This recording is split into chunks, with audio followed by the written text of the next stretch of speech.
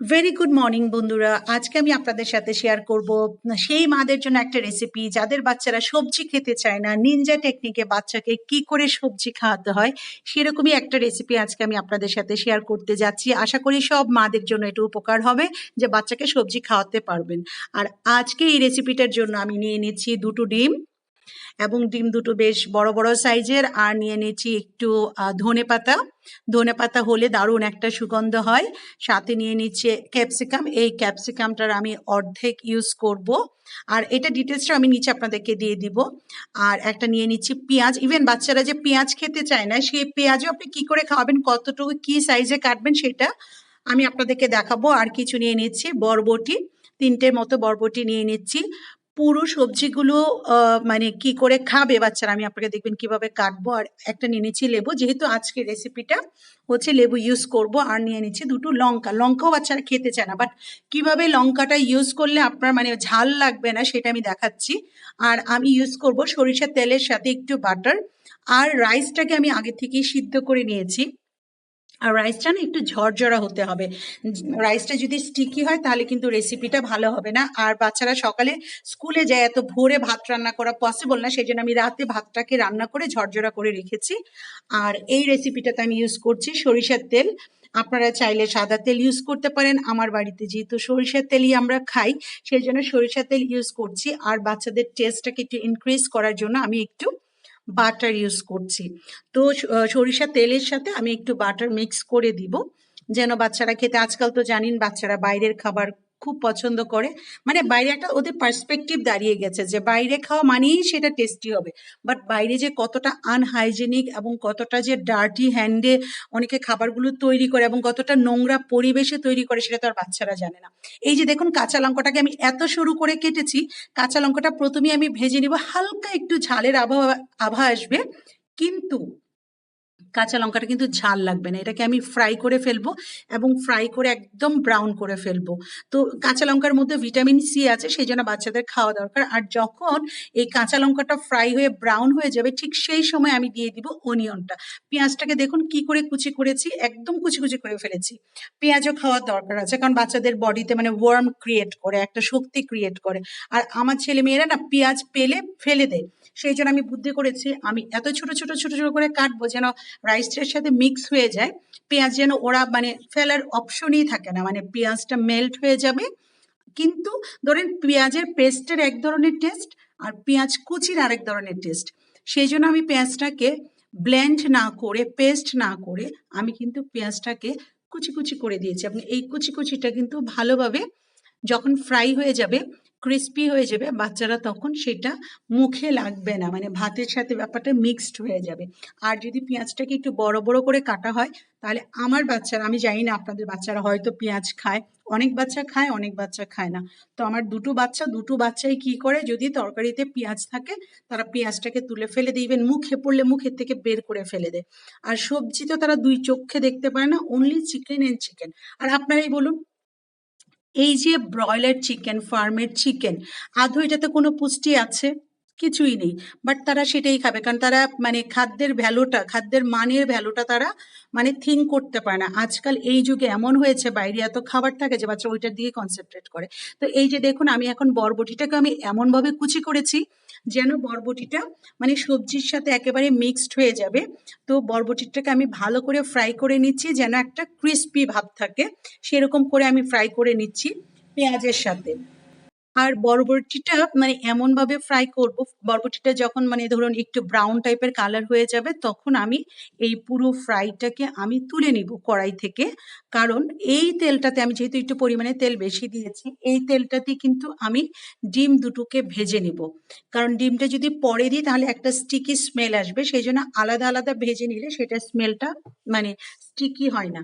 আর আজকের এই রেসিপির বিশেষ স্পেশালিটিটাই হচ্ছে বাচ্চাদেরকে কি করে সবজি খাওয়ানো যায়।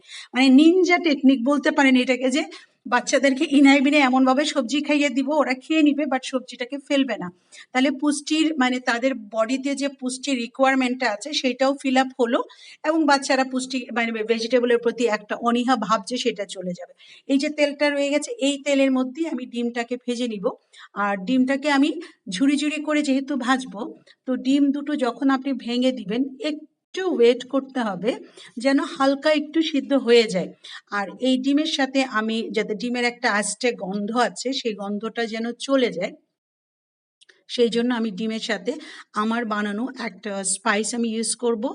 আর এই স্পাইসটা আমি ঘরে বানাই এবং এই স্পাইসটা আমি ভেজিটেবলেও ইউজ করতে পারি, এটা চিকেনেও ইউজ করতে পারি, মানে এনি কাইন্ড অফ মিটে ইউজ করা যায়, সবজিতে ইউজ করা যায়, মাছেও ইউজ করা যায়, মানে ওরকম একটা বানিয়েছি। আর পরিমাণ মতো আমি লবণ দিয়ে দিচ্ছি। আর এইটার একটু মানে টেস্ট আনার জন্য আমরা বাঙালিরা তো জানেনই, সামান্য পরিমাণ আমি এটার সাথে সুগার মিক্সড করব, যেন তারা মানে টেস্ট অনুভব করে। আর আমি যখন এই রেসিপিটা আজকে আপলোড করছি, আমি রেসিপিটা তার আগে আমার বাচ্চাদেরকে আমি খাইয়ে দিয়েছি। অ্যাকচুয়ালি আমি আজকের এই রেসিপিটা বানাচ্ছি আমার বাচ্চাদের স্কুলে টিফিন দেওয়ার জন্য। এইবার বলুন, টিফিন কেউ কি মানে ফ্রাইড রাইস দেয়? কিন্তু আমি দিই। কেন দিই?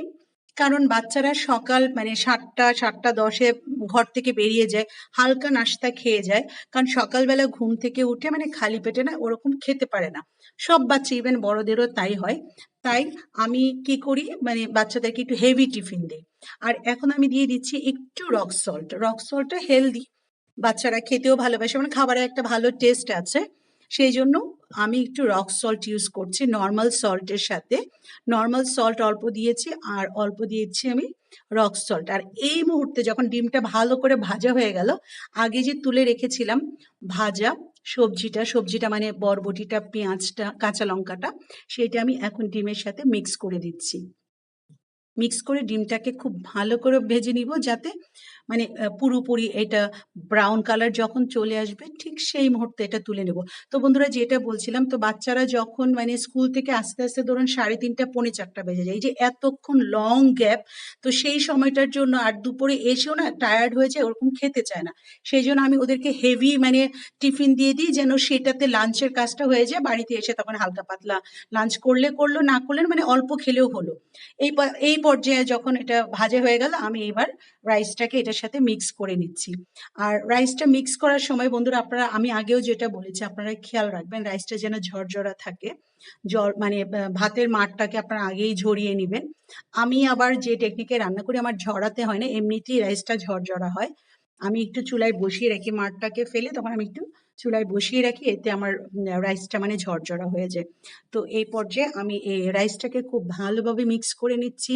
ভালো করে নাড়বেন যেন রাইসের যে সাদা অংশটা মানে সাদা দেখা না যায়, মানে প্রত্যেকটা রাইসের সাথে যাতে ডিমটা, যে স্পাইসটা ইউজ করেছে, এগুলো যাতে খুব ভালোভাবে মিক্স হয়ে যায়, সেটা মিক্স করবেন। তো আমি যখন বাচ্চাদেরকে মানে যখন আমি এক বক্স, মেয়েকে একটু বেশি দিয়েছি যেহেতু মেয়ের বয়স বেশি এবং বড়, ছেলে ছোট, ওকে একটু কম দিয়েছি। বাট এক বক্স আমি ফ্রাইড রাইস দিয়েছি ছেলে মেয়েকে, 2 বক্স দিয়েছি, মেয়েকে 1 বক্স, ছেলেকে 1 বক্স। ইভেন যখন মানে কালকে যখন এনে আমাকে বক্সটা ফেরত দিল, তখন কিন্তু দেখি পুরো বক্সটা ফাঁকা, মানে পুরো 1 বক্স রাইস খেয়ে নিয়েছে। তো বাড়িতে এসে মানে তখন আর রাইস খেতেই চাইলো না, যে কারণ আমি 1 বক্স রাইস খেয়েছি, আবার কেন খাবো। তখন আমি না দিয়ে বিকেলে মানে ওদেরকে অন্য নাস্তা খাইয়ে দিলাম। তো সেটাই বলছি মারা, যে আপনারা কিন্তু এইভাবে বাচ্চাকে সবজি খাওয়াতে পারেন ভারী টিফিনের সাথে। আর এই রাইসের স্পেশালিটিটা হচ্ছে আমি একটু লেবু দিয়ে দিচ্ছি, অর্ধেকটা লেবু আমি লেবুর জুসটা দিয়ে দিচ্ছি, কারণ আমি যেহেতু এগ ইউজ করেছি। আর এগের জানেন আপনারা যে আস্তে গন্ধটা, সেটা কিন্তু চলে যাবে এবং একটা সুন্দর এই লেমন লেমন যে স্মেলটা আসবে, এটা কিন্তু বাচ্চারা খেতে খুব পছন্দ করে। আর একদম লাস্টে আবার লেমনটা কিন্তু আপনারা আগে দিতে পারবেন, আগে দিলে কিন্তু সেটা টেস্টটা ডিফারেন্ট হয়ে যাবে, হালকা একটু তেতো হয়ে যাবে, যার জন্য আমি কিন্তু লেবুটা মানে লাস্টে ইউজ করেছি। আর একদম লাস্টে আমি ইউজ করছি ধনেপাতা। ধনেপাতার যে দারুণ স্মেল, আমি যখন রান্না করছিলাম সত্যি খুব ভালো স্মেল আসছিল, আমার নিজেরই ইচ্ছে করছিল খেতে, বাট আমি সকালবেলা রাইস খাই না, এই জন্য আমি বাচ্চাদের পুরোটাই আমি দিয়ে দিয়েছি, 2 বাচ্চাকে। তো দেখার পরে মানে এই যে পুরো যে লুকটা এসছে এবং যে স্মেলটা আসছে, অসাধারণ অসাধারণ। তো মারা, আপনারা মানে যারা আছেন, আপনারা কিন্তু এটা বাড়িতে ট্রাই করতে পারেন, বাচ্চাদের জন্য আপনি ডিনারেও এটা দিতে পারেন, চাইলে লাঞ্চেও দিতে পারেন। আবার স্কুলে যাদের বাচ্চারা লং টাইম থাকে, তাদের কিন্তু হেভি টিফিনের জন্য এটা দারুণ, এক তো হেলদি আর হচ্ছে হোমমেড হলে এবং টেস্টি। তো আমার এই রেসিপিটা যদি ভালো লেগে থাকে, আপনারা প্লিজ আমার চ্যানেলটা সাবস্ক্রাইব করতে ভুলবেন না, like, share and comment. Thank you.